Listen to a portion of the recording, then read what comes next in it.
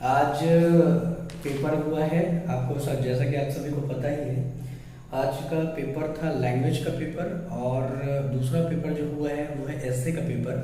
तो लैंग्वेज के पेपर पर मैं एक चर्चा करूंगा, है ना। मेरे पास जो भी समय है उसके अनुसार मैं इस पर चर्चा थोड़ी सी कर लेता हूँ। आपके लिए निश्चित रूप से फायदेमंद होगी, तो वीडियो को अंत तक देखिएगा। तो सबसे पहले मैं सब्जेक्ट पे चर्चा कर रहा हूँ सामान्य हिंदी पर।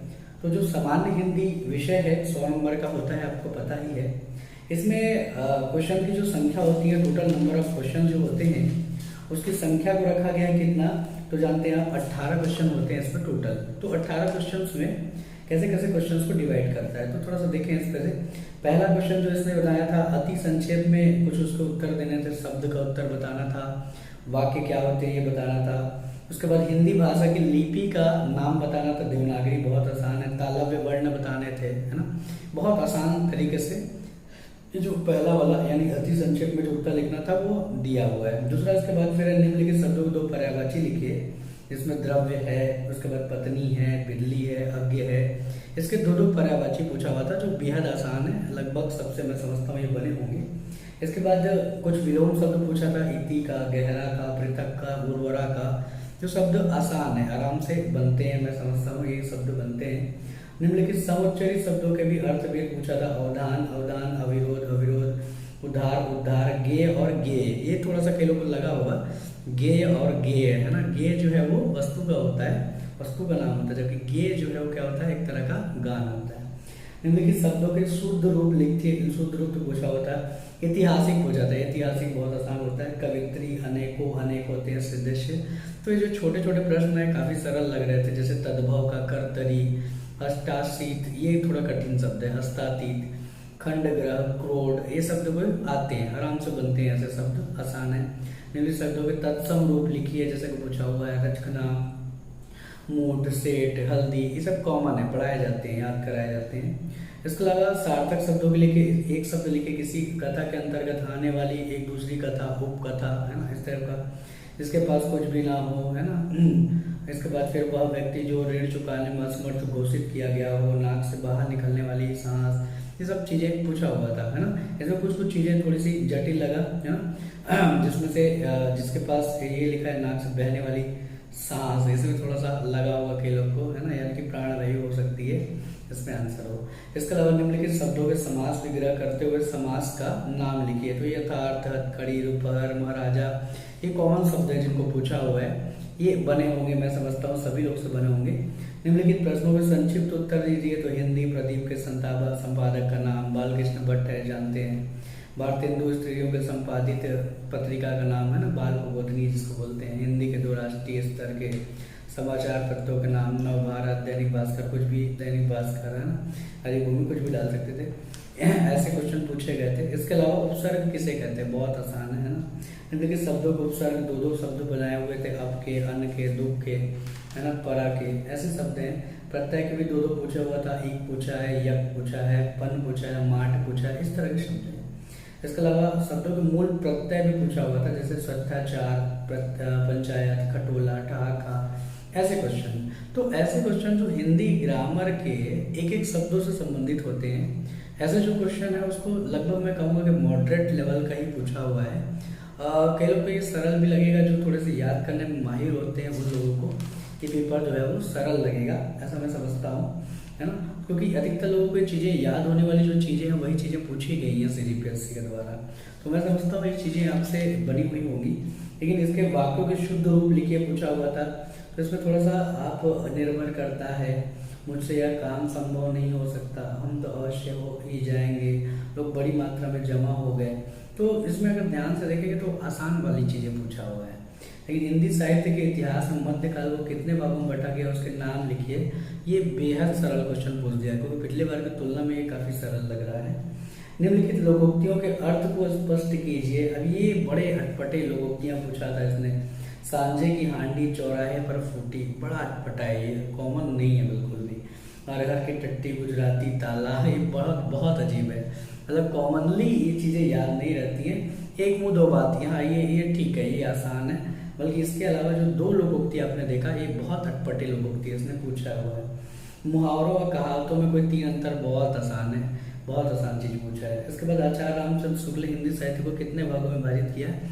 लगभग सबको याद होता है, 3 भागों में विभाजित करते हैं वही सब। आचार्य रामचंद्र शुक्ल द्वारा विभाजित हिंदी साहित्य के इतिहास एवं नाम, उनके समय का उल्लेख कीजिए, है ना। इतिहास के नाम और उनके समय का उल्लेख।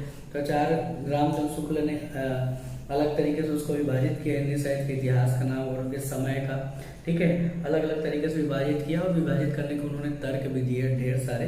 अगर कॉमनली पढ़ने वाले, सामान्य समझ रखने वाले कोई भी स्टूडेंट के द्वारा ये अगर पढ़ा हो एक बार में तो समझ में आ जाती है, आसान होती है, करते बन जाती है। निम्नलिखित रचनाएं छत्तीसगढ़ किन साहित्यकारों को उनके नाम, ये भी सरल लगा। भक्ति चिंतामणि पूछा था, गोपाल मिश्र का है। कुल के मर्जाद के और भूषण, वो हाउ नीच ऊंच नीच, है ना, ऐसा वाला खूबचंद बघेल जी का है।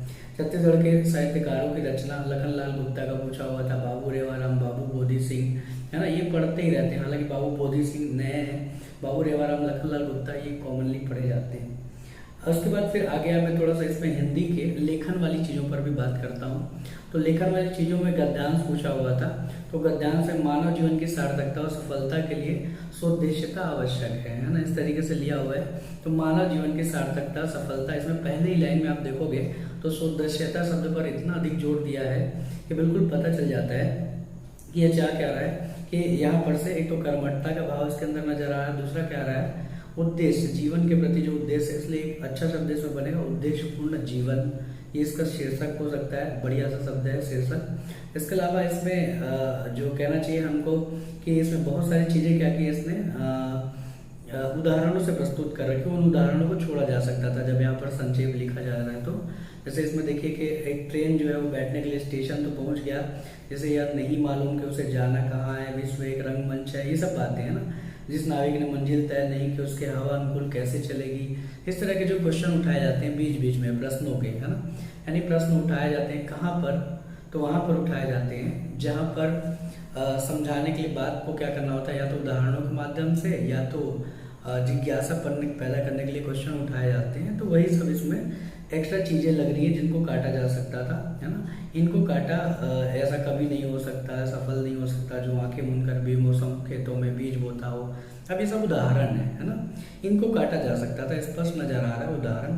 तो मैं समझता हूँ कि 1/3 जो शब्दों का उत्तर लेखन है, सार लेखन है, आसान है ना। बस ये थोड़ा सा जमाने में आपको लगा होगा, जिन्होंने भी पेपर दिया उनको बिल्कुल समझ में आई होगी ये बात। इसके बाद है प्रस्तुत अपठित गद्यांश के आधार पर निम्नलिखित प्रश्नों के उत्तर दीजिए।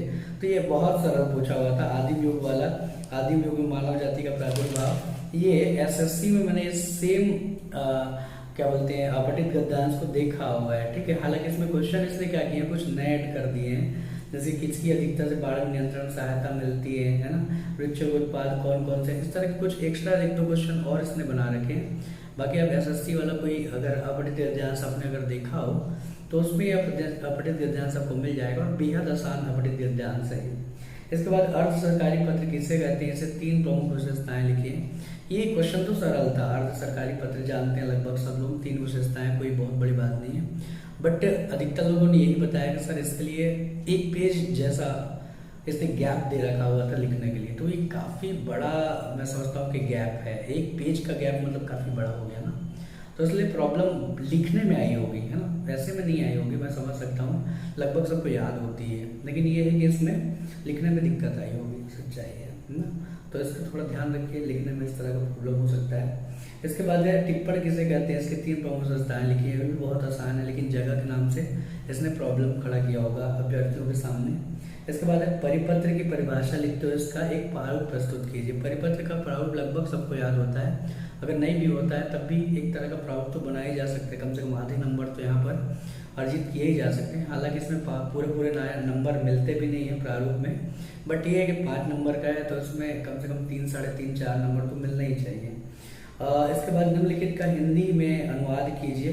तो अनुवाद बहुत आसान पूछा, पहले क्या करता था अनुवाद कम से कम सेंटेंस लेवल का पूछता था, अब क्या केस ने पैरा मैनर पर पूछा हुआ है। तो और grand parents were the generation of freedom fighters, they were brave and committed man and women. ये मतलब अगर देखा जाए तो यहाँ पर के जो इसने एक गद्यांश दिया हुआ है इंग्लिश का, एक जो पैराग्राफ दिया हुआ है वो जो है साहित्यिक भाषा शैली का नहीं है। अच्छी बात यह है कि साहित्यिक शैली का ये नहीं बनाया गया है इसको, तो ये बात अच्छी लगी। लेकिन ये ऐसे जो पैरा होते हैं सरल होते हैं, बट वही है कि क्वेश्चन आपको पहले इसको क्या कहना चाहिए कि अनुवाद करते समय, है ना, अपने पास अनुवाद करते समय पूरा पूरा एक भाव मौजूद हो, उस भाव के अनुसार फिर परिवर्तन किए जाने चाहिए, है ना। इसमें से अधिकतर लोग को जो ट्रांसलेशन आता है वो शब्दानुवाद जिसको कहते हैं, कई लोग वही करते हैं शब्दानुवाद। बट इसमें स्पष्ट समझ में आया पढ़ करके कि शब्दानुवाद के अलावा क्या लगेगा, इसमें भावानुवाद भी आवश्यक होगा। भावानुवाद ज़्यादा प्रभावशील रहेगा इसमें, क्योंकि ये पैराग्राफ है, इसलिए क्या है, पूरा का पूरा कोई ना एक विचार साझा कर रहा है। इसलिए यहाँ पर मैं समझता हूँ कि यहाँ पर एक भावानुवाद की आवश्यकता होती जरूर। इसके बाद निम्नलिखित वाक्यों का अंग्रेजी में अनुवाद कीजिए, है ना। अंग्रेजी में अनुवाद कीजिए, तो ये दो सेंटेंस वाले दे दिए हैं इसमें, वरिष्ठ सूची में उसका नाम नहीं है, कार्य में जगह नहीं है, तो ये काफ़ी सरल दिया हुआ था। मैं समझता हूँ आपसे ये बना होगा, है ना। तो हिंदी को लेकर के जो एक निष्कर्ष निकाला जा सकता है पूरे को पूरे पेपर को देख करके, वो यही मेरे को लग रहा है कि मॉडरेट लेवल का पूछा हुआ है, और थोड़ी तैयारी, थोड़ी गहरी तैयारी जिसको कहना चाहिए, उसके द्वारा ये पेपर ठीक ठाक किया जा सकता था, और अधिकतर लोगों ने किया भी होगा। हालांकि कुछ लोग हिंदी को कई बार हल्के में ले लेते हैं और प्रॉब्लम होती है उससे, है ना। तो आशा करता हूँ आपको ये डिस्कशन पसंद आया होगा, क्या क्या चीज़ें कैसे हुई हैं अपने लेवल से, जो मैं इसको चेक कर सकता था। हिंदी का मैंने कर दिया, दूसरे सब्जेक्ट पर भी मैं आता हूँ धीरे धीरे अगले वीडियो में, ठीक है। Thank you so much.